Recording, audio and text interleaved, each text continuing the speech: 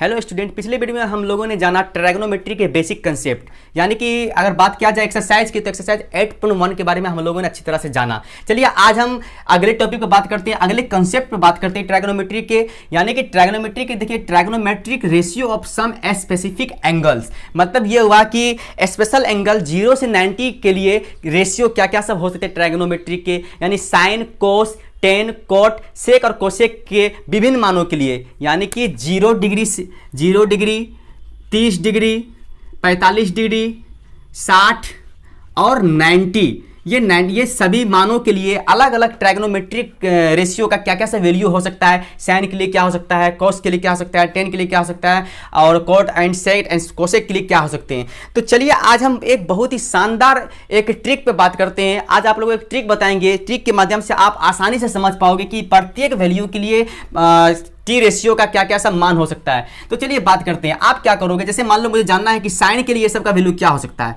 Sign के लिए, sine theta के लिए ये सब वैल्यू क्या हो सकते हैं, फिर कॉस थीटा के लिए ये सब वैल्यू क्या हो सकते हैं, टेन के लिए क्या हो सकते हैं। तो आपको याद करने की जरूरत नहीं पड़ेगी, बस आप ये ट्रिक जान लो। ट्रिक के माध्यम से आसानी से इसका सभी का वैल्यू आप निकाल पाओगे। तो चलिए एक ट्रिक पे बात करते हैं। तो क्या करना है, सबसे पहले आप लोगों को 0 से 4 तक काउंट कर देना है। 0, 1, 2, 3 एंड 4। ठीक है, नोट डाउन कर दिए इसको। फिर इन सभी को आपको क्या करना है, 4 से डिवाइड कर देना है। चलिए 4 से डिवाइड करते हैं। इसको 4 से डिवाइड करोगे ऐसे हो जाएगा, इसको करोगे तो ऐसा होगा, इसे करोगे तो फिर ये ऐसा होगा, फिर इसे करोगे तो ऐसा होगा, एंड इसे करोगे तो ऐसा होगा। ओके, उसके बाद सभी को अंडर रूट कर देना है, सभी पर रूट डाल देना है। तो चलो मैं रूट डाल देता हूँ, ऐसे ऐसे ऐसे ऐसे एंड ऐसे। ठीक है, अब देखो वैल्यू क्या आता है आपका, 0/4 आपको 0 ही होगा। ओके, 1/4 आपका हो जाएगा 1/2। रूट से जब वैल्यू बाहर आएगा तो ये आपका 2 2 जा 4 आपका कट जाएगा। तो 2 2 जा, जब 2 2 जा 4 कटा तो 1 ऊपर होगा एंड नीचे में आपका 2 रूट के अंदर लेकिन रह जाएगा, क्योंकि रूट से बाहर ये निकलेगा नहीं। ओके, देखिए ये आपका क्या हो जाएगा, √3/4, सॉरी 4 नहीं 2, क्योंकि 2 बाहर निकल आएगा 2। ओके, एंड यहाँ आपका 4 4 कैंसिल हो जाएगा, तो यहाँ आपका 1 होगा। तो आपने क्या देखा, 0, हाफ, 1/√2, √3/2 एंड 1। ये आपका जो वैल्यू आएगा ये आपका आएगा साइन के लिए। किसके लिए आएगा, साइन थीटा के लिए। समझ में आ रहा है, ये आपका वैल्यू किसके लिए आया, साइन के लिए। ओके, अब बात करते हैं कॉस का। तो ये देखो कॉस का वैल्यू कितना आसान है, आप कॉस थीटा यहां लिख ना दो, बस कोई टेंशन नहीं। ये साइन का वैल्यू था, चलो इसको मैंने लाइनिंग कर दिया। कॉस का वैल्यू बिल्कुल ही आसान, साइन का वैल्यू इधर से देखियो, इधर से आप क्या देख रहे हो, 0, 1/2, 1/√2, √3/2 एंड 1। कॉस का वैल्यू बस उधर से काउंट कर देना। बिल्कुल इनका क्या होता है, ऑपोजिट होता है। एक होता है मल्टीप्लिकेटिव इनवर्स, ये मल्टीप्लिकेटिव इनवर्स नहीं है, ये बस डायरेक्शनली इनवर्स है, डायरेक्शन से इनवर्स कर दिया गया। तो इसका क्या हो जाएगा आपको, इसका 0 डिग्री, यानी कि आप बात करोगे 0 डिग्री, ये आपके 0 डिग्री के लिए है मान लो, है या आपका मान लो 30 डिग्री के लिए है, ये आपका है मान लो 45 डिग्री का, ये आपका है यहाँ पर 60 के लिए, एंड ये आपका है 90 के लिए। ओके, तो देखिए साइन 0 का वैल्यू 0, साइन 30 का वैल्यू 1/2, बस उल्टा चलना है कोस में आपको। चलिए क्या उल्टा, डायरेक्शन में उल्टा चलना है। तो उधर एक था, यहाँ एक डाल दिया, फिर यहाँ फिर क्या हो जाएगा, √3/2, यहाँ आपका 1/√2, ये नहीं उल्टेगा, ये अपनी जगह पे ही रहेगा, क्योंकि उधर से भी आपको यहीं भी पड़ेगा, इधर से भी आपको यहीं पड़ेगा। और ये आपका क्या हो जाएगा, यहाँ पे आपका ये 1/2 हो जाएगा, एंड यहाँ पे आपका 0 हो जाएगा। देखिए बिल्कुल उल्टा है, इसका डायरेक्शन ऐसे है तो इसका डायरेक्शन ऐसे, यानी साइन और कॉस एक दूसरे के बिल्कुल डायरेक्शन में उल्टा होंगे। यानी आप वैल्यू अगर एंगल का वैल्यू निकालोगे तो उस कंडीशन में डायरेक्शन में उल्टा होंगे। मतलब 0 का वैल्यू साइन का जो होगा, कॉस के लिए 90 का वैल्यू होगा। ओके, या फिर कॉस के लिए जो 90 या फिर कॉस के लिए जो 0 का वैल्यू होगा, साइन के लिए वो 90 का होगा। देखिए कॉस का 0 का वैल्यू 1 है तो साइन का 90 का वैल्यू 1 होगा। यहाँ देखो 90 के लिए, साइन के लिए 1 है, तो बिल्कुल एक दूसरे का उल्टा है। चलिए बात करते हैं 10 में। इसको चलिए इसको लाइनिंग कर देता हूं मैं यहां से। ओके, चलिए अब 10 का बात करते हैं।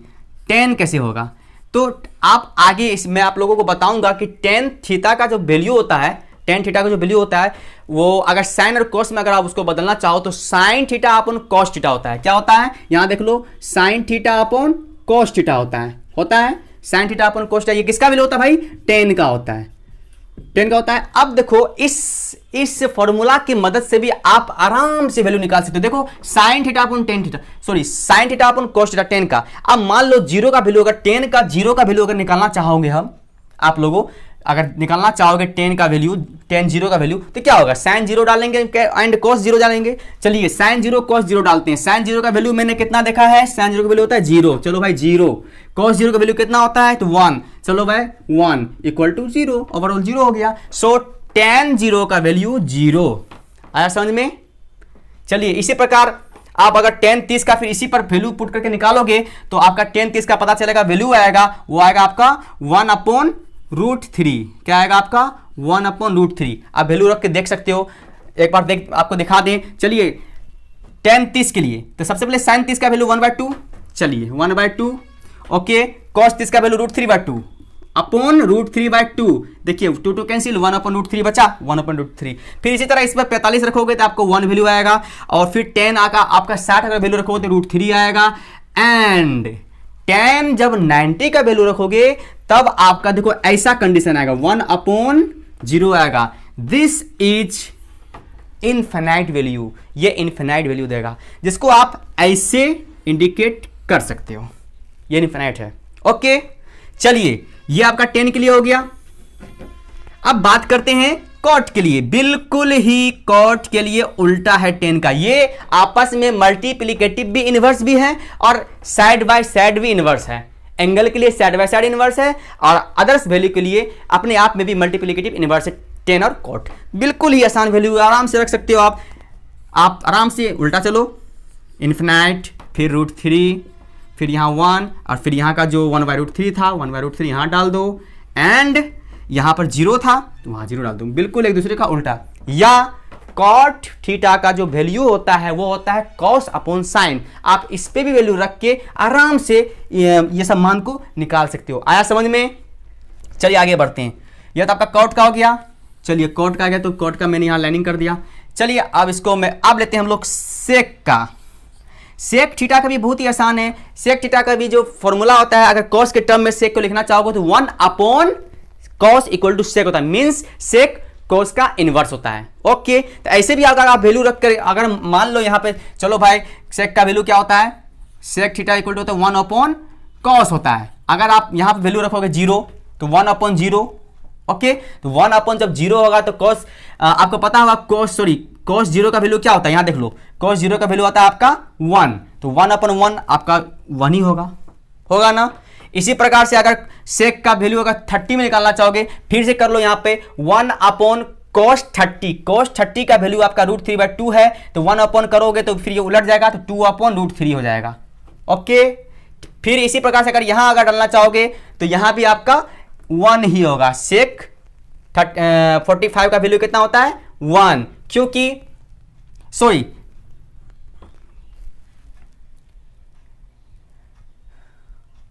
इसी प्रकार से आप यहां अगर वैल्यू देना चाहोगे तो यहां भी आसानी से आप डाल सकते हो। देखिए cos 45 यानी कि cos 45 का वैल्यू होता है 1/√2। जब इसको 1/√2 करोगे तो पता चलेगा आपको √2 आया, तो यहां आप √2 डाल दोगे। ठीक, फिर यहां पर अगर 60 में अगर चाहोगे वैल्यू रखने के लिए तो cos 60 का वैल्यू होता है, आपको पता है cos 60 का वैल्यू क्या होता है, तो यहां से देख लो cos 60 वैल्यू 1/2 होता है। फिर यहां 1/1/2 मींस 2 वैल्यू आएगा। ओके, ठीक इसी प्रकार से ये सेक 90 का अगर वैल्यू रखना चाहोगे तो cos 90 का वैल्यू जान लो क्या होता है, 0 होता है, 1/0। ओहो, इन्फिनाइट। क्या हो जाएगा यहाँ पे, इन्फिनाइट। आया समझ में। ठीक इसी प्रकार से इसको मैं लाइनिंग कर देता हूं। ठीक इसी प्रकार से cos सेक का भी आप आसानी से वैल्यू निकाल सकते हो, प्रत्येक एंगल के लिए निकाल दो भाई। बिल्कुल सेक कोसेक एक दूसरे का ऑपोजिटली चलते हैं, यानी कि डायरेक्शनल में ऑपोजिट होंगे। मतलब यहाँ कोसेक 0 का वैल्यू इन्फिनाइट होगा, फिर वहां से देख लो यहाँ 2 होगा, फिर यहाँ आपका जो है वही रहेगा, क्योंकि बीच में तो ये बीच में है 45 वाला, बीच में बदलता नहीं है। फिर यहाँ आपका क्या होगा, तो यहाँ देखो 2/√3 हो जाएगा। ठीक है, फिर आपके कॉसेक 90 का वैल्यू हो जाएगा आपका 1। आया समझ में? तो इस प्रकार से आप आसानी से किसी भी वैल्यू, किसी भी ट्रायगोनोमेट्रिक रेशियो का वैल्यू आसानी से, मतलब प्रत्येक स्पेसिफिक एंगल्स के लिए, यानी कि 0 से लेकर 90 तक के लिए सारे का वैल्यू आप आसानी से आप निकाल सकते हो। अगर आपको याद नहीं भी हो तो ऐसा आप अपना माइंड लगा के आसानी से निकाल सकते हो। तो आई होप कि आपको समझ में आया होगा। यदि आपको कोई इसमें किसी भी प्रकार का डाउट हुआ हो तो आप नीचे कमेंट करके जरूर पूछ लें, आपके डाउट को क्लियर करा दिया जाएगा। चलिए अब हम बात करते हैं इस पर बहुत सारे क्वेश्चंस पे, बहुत सारे इंपॉर्टेंट क्वेश्चन पे। चलिए बात करते हैं। चलिए आपके एक्सरसाइज के पहला क्वेश्चन जो है वो देख लेते हैं। देखिए आपका एक्सरसाइज 8.2 का है, ये एनसीईआरटी का बुक 8.2 का क्वेश्चन है। और कहने के लिए तो ये 8.2 का क्वेश्चन, लेकिन ये सबों के लिए ये बहुत ही बेहतरीन कॉन्सेप्ट है। आप इस कॉन्सेप्ट पर आसानी से क्वेश्चन को सॉल्व कर सकते हो। तो चलिए आपका क्वेश्चन क्या है? आपका क्वेश्चन है sine 60 into cos 30 plus sine 30 into cos 60, मतलब साइन 60 का वैल्यू क्या होता था? आप आराम से टेबल देख सकते हो। इससे पहले मैंने आपको टेबल जो बताया, आप आराम से उस टेबल को देख के, होता क्या है कि आप अगर उसमें सिर्फ साइन का वैल्यू अगर याद रख लोगे तो आप पता चलेगा कि सबका वैल्यू आपको याद है। ठीक है, तो चलिए साइन 60 आप टेबल से देख लोगे। टेबल में क्या है? साइन 60 का वैल्यू आपको पता चलेगा √3/2 है। ओके, मल्टीप्लाई, तो मल्टीप्लाई डाल दो। कोस 30 का वैल्यू भी √3/2 होता है। ओके, चलिए प्लस साइन 30 का वैल्यू 1/2 होता है एंड कॉस 60 का भी वैल्यू 1/2 होता है। तो ये आपका क्या हो गया? √3 मल्टीप्लाई √3 आपको पहले बताया था। सो √3 तो मतलब बचा 3 और 2 गुना 2 यानी कि 4 प्लस फिर यहाँ 1/4 मीन्स क्या हो गया? ये 3 एलसीएम लोगे, 3 1 4/4 हो जाएगा। ये कट के 1 यानी कि आपका आंसर क्या हो जाएगा? 1। बहुत ही आसान, समझ में आ गया। चलिए अगले क्वेश्चन बात करते हैं। आपका दूसरा क्वेश्चन भी ज़्यादा खास नहीं है, बहुत ज़्यादा ये प्रॉब्लम देने वाला नहीं है। ये भी बहुत आसान क्वेश्चन है। बस आपको वैल्यू आना चाहिए, बस आपको सारे ट्रायगोनोमेट्रिक जो रेशियो हैं उनका वैल्यू याद रहना चाहिए, बस चुटकी में सॉल्व। देखो आराम से इसको बनाते हैं। देखिए 1045 है, 1045 का वैल्यू होता है, आप सभी को पता है 1 होता है। तो सो यहाँ पर 2 भी है साथ में, तो 2 × 1 एंड स्क्वायर है 10 का, तो आराम से स्क्वायर डाल दो, नो प्रॉब्लम। चलिए फिर यहाँ cos 30 का वैल्यू आपको अच्छी तरह से पता होता है। cos 30 का वैल्यू √3/2 होता है और ऊपर से स्क्वायर भी है, तो सो √3/2 का होल स्क्वायर कर दो, नो प्रॉब्लम। साइन 60 का वैल्यू सेम वैल्यू, साइन 60 का √3/2 कर दो स्क्वायर, नो प्रॉब्लम। चलिए 1 का स्क्वायर 1 ही होता है, 2 × 1 2 ही रह जाएगा। यहाँ पर √3 का स्क्वायर हो जाएगा √3 हो जाएगा, बचेगा 3/2 का 4 माइनस फिर यहाँ वही बात सेम 3/4, ये तो कैंसिल हो गया और आपका 2 आंसर हो जाएगा। कितना आसान है, चुटकी में सॉल्व। चलिए नेक्स्ट क्वेश्चन बात करते हैं। चलिए अगले क्वेश्चन पर आते हैं। ये भी बहुत ही आसान क्वेश्चन है, लेकिन इसमें थोड़ा सा आपको ट्रिकी लगेगा, तो आप ध्यान से इस क्वेश्चन को देखिए और देखिए चुटकी में कैसे ये भी सॉल्व होता है। तो बस आपको मैंने क्या बताया था कि बस वैल्यू आपको याद रखना है सारे एंगल्स का। चलिए इसको सॉल्व करते हैं। इसको जब हम सॉल्व करते हैं तो पता चलता है, देखिए cos 45 का वैल्यू क्या होता है आपको पता है, 1/√2 होता है। चलिए ठीक है, 1/√2। चलिए अपॉन ये sec 30 का वैल्यू, आपको अच्छी तरह पता है 2/√3 होता है। क्या होता है? 2/√3। ठीक है, उसके बाद चलिए बात करते हैं cosec 30 का वैल्यू, तो इसका वैल्यू होता है 2। आप बस चार्ट पे वैल्यू देख लो और आसानी से पुट कर दो, बस इसको सॉल्व कर दो, कैलकुलेट कर दो, बस आपको वैल्यू याद होना चाहिए। आप जल्द से जल्द किसी भी तरह आप वैल्यू को याद कर लो या फिर ट्रिक समझ लो, ट्रिक से भी आप आसानी से सॉल्व कर लोगे। तो ये आपका देखिए क्वेश्चन इतना हुआ। चलिए बात करते हैं इसको सॉल्व कैसे करना है। तो यहाँ देखिए आप ध्यान से देखो, इसको 1/√2 ही रहने दो। नीचे में क्या होगा आपका, ध्यान से देखो नीचे में क्या होता है कि आपका एलसीएम होगा, या नीचे में नहीं कुछ तो 1 है, तो 1 एंड √3 का अगर एलसीएम लोगे तो आपका √3 आएगा। एंड अब यहाँ ध्यान से देखो √3 को √3 से अगर मल्टीप्लाई करो, डिवाइड करोगे तो कट जाएगा, यहाँ बचेगा 2 एंड यहाँ बचेगा आपको 2√3, ये होगा आपका एलसीएम। चलिए यहाँ सॉल्व करते हैं, आगे सॉल्व करते हैं। 1/√2 ओके बाय 2 + 2√3/√3, ये आपका होगा, यही मैंने यहां पर उतारा है। चलिए अब आगे क्या करेंगे, इसको हम 1/√2 इसको मल्टीप्लाई, मतलब इसको उल्टाना है, क्योंकि इसका सोल्व ऐसे ही क्या होता है, यहाँ पर मल्टीप्लाई का साइन देकर इसको उल्टा दो, यानी कि इसको ऊपर कर दो एंड ये आपका जो है इसको नीचे कर दो। आ गया समझ में? चलिए अब इसे हम क्या करें, देखिए इसे क्या करते हैं हम, √3 अपॉन, यहाँ देखो √2 को 2 से मल्टीप्लाई जब करोगे तो बचेगा आपका 2√2। ओके, फिर इसी √2 को √3 से मल्टीप्लाई करोगे तो आपका हो जाएगा 2√6। हो गया।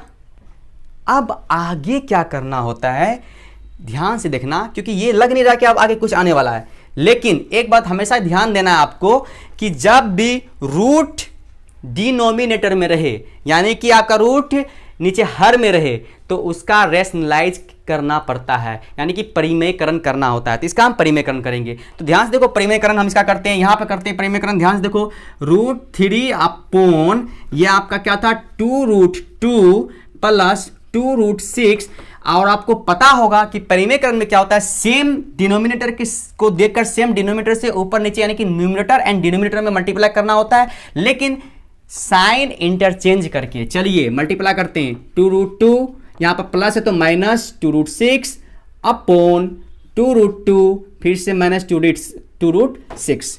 नो प्रॉब्लम, सेम डिनोमिनेटर को देखते हुए मैंने मल्टीप्लाई किया है, लेकिन साइन इंटरचेंज करके। इसका साइन अगर प्लस है तो यहां माइनस करना है, अगर यहां माइनस होता तो प्लस से करते हैं। ओके, चलिए मल्टीप्लाई करते हैं। √3 को √2 से करेंगे मल्टीप्लाई तो हो जाएगा आपको 2√6 माइनस, फिर यहां पर मल्टीप्लाई करोगे तो 6 18 हो गया। ओके, चलिए नेक्स्ट बात करते हैं। नीचे में देखो क्या होता है, ये फॉर्मूला आपका बन गया 2√2 का होल स्क्वायर माइनस 2√6 का होल स्क्वायर। No problem. चलिए यहां पर क्या होगा आपका 2√6 ही रहने जो है वही रहने दो, और एक काम बस कर सकते हो, यहां पे 18 है ना, इसको आप लिख सकते हो 9 × 2, यानी कि 9 × 2 आप आराम से लिख सकते हो, नो प्रॉब्लम।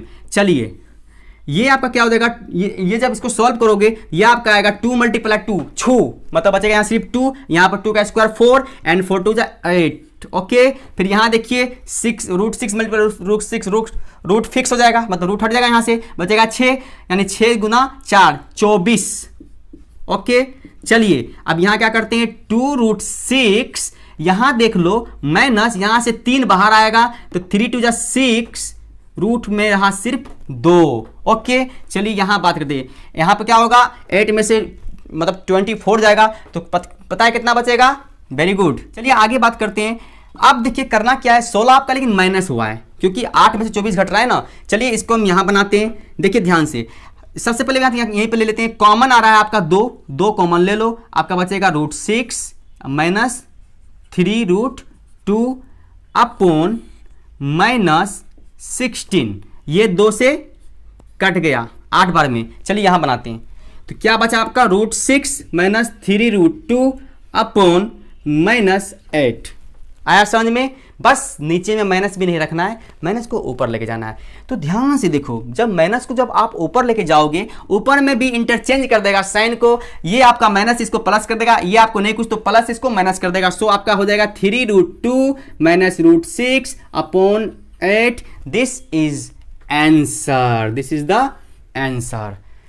मतलब इतना लंबा इसलिए हुआ क्योंकि यहां पर हमने रेशनलाइज किया। ये क्वेश्चन मोस्ट इंपॉर्टेंट है, बहुत सारे एग्जाम्स में पूछे भी जाते हैं और ये आपके एग्जाम में भी पूछे जाएंगे। तो इंपॉर्टेंट क्वेश्चन है आपके लिए, इसलिए इंपॉर्टेंट है कि इसमें एक्स्ट्रा वर्क किया गया है, वो क्या, रेशनलाइज।